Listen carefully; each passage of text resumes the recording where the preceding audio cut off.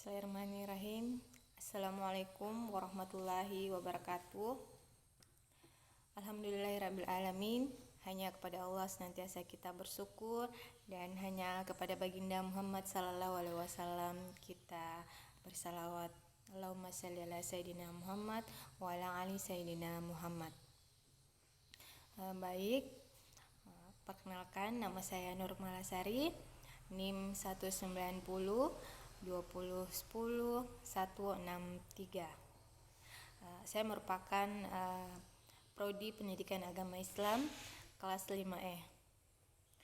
Baik, sekaitan dengan tugas mata kuliah psikologi agama ya, di sini saya akan membahas mengenai gangguan dalam perkembangan jiwa keagamaan.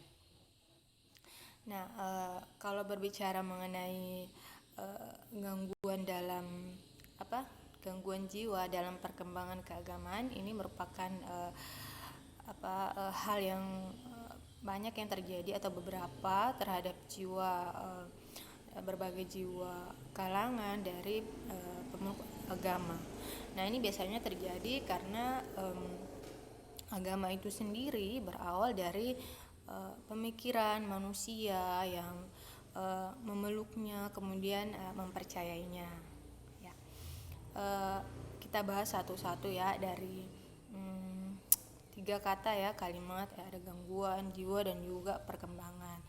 Nah, yang pertama yaitu gangguan. Nah, gangguan secara bahasa itu merupakan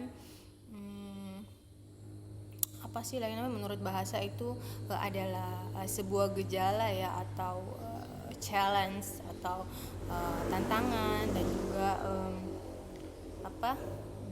masalah.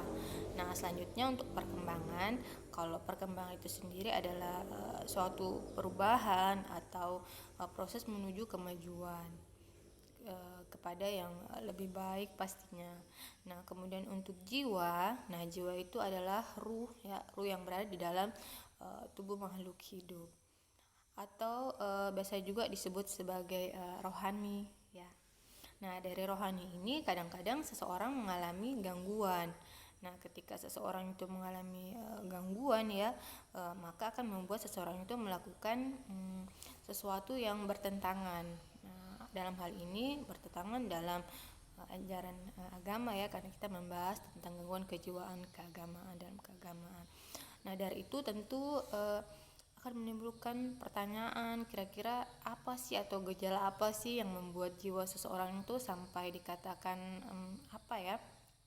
mungkin tertinggal, karena ini gangguan ya kan, berarti ada hal yang membuat seseorang itu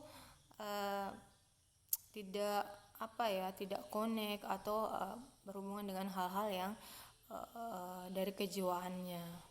Nah, selanjutnya menurut ilmu psikologi, gejala jiwa itu berawal dari 4 hal. Yang pertama yaitu pengenalan.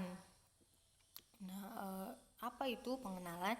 Nah, pengenalan itu artinya seseorang kan bisa melihat ya sesuatu hal yang baru, kemudian sesuatu yang berbeda. Nah, dari hal yang baru atau berbeda itu mereka mencoba untuk mengetahui atau mengenal sesuatu tersebut. Nah, pada hal ini kadang-kadang ya dari pandangannya atau penglihatannya itu muncul berbagai pandangan yang mungkin berbeda dari pikirannya, sehingga muncul kekeliruan, sehingga mereka tidak mampu untuk mengetahui atau mengenali hal tersebut. Itulah yang membuat terkadang seseorang bisa stres, kemudian depresi, bahkan kadang-kadang sampai menimbulkan gangguan kejiwaan. Kemudian faktor yang kedua, emosi. Nah, emosi juga ini merupakan hal yang bisa mempengaruhi psikologi gejala jiwa ya. Nah, sebagai kita tahu bahwa emosi ini sering mendorong seseorang membuat suatu hal yang mendorong seseorang melakukan sesuatu di luar batas kemampuan ya. Kadang-kadang Kadang-kadang ini menyebabkan seseorang membuat bermasalah pada jiwanya ketika emosinya tidak terkendali. Kemudian yang ketiga yaitu kemauan. Nah, kemauan orang itu kadang bertindak nekat untuk mencapai kemauannya. Nah, ketika kemauan tersebut atau yang diinginkan itu tidak tercapai ya, kadang-kadang atau tidak bisa ia lakukan, nah itu merupakan tindakan yang bisa menimbulkan gejala kejiwaan. Kemudian selanjutnya gejala campuran.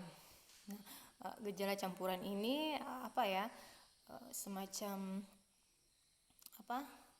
gabungan dari kemauan, kemudian rasa ingin tahu dan juga emosi yang menggebu-gebu. Nah, itu membuat orang itu semakin tambah stres ya, sehingga ya itulah akan menimbulkan gangguan kejiwaan yang lebih dalam lagi. Kemudian yang kelima yaitu berpikir.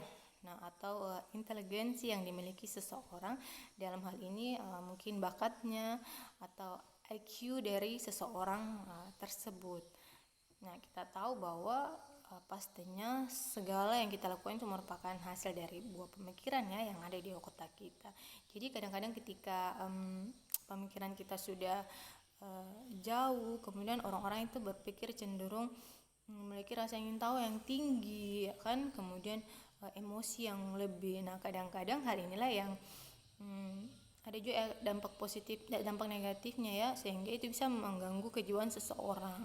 Nah, ketika seseorang tidak memiliki atau menanamkan pada dirinya nilai-nilai keagamaan ya, karena itu juga merupakan hal yang perlu ya, keagamaan untuk diri kita, untuk menguatkan atau menahan dalam melakukan satu hal yang menyebabkan itu bisa mempengaruhi kejiwaan kita juga ya.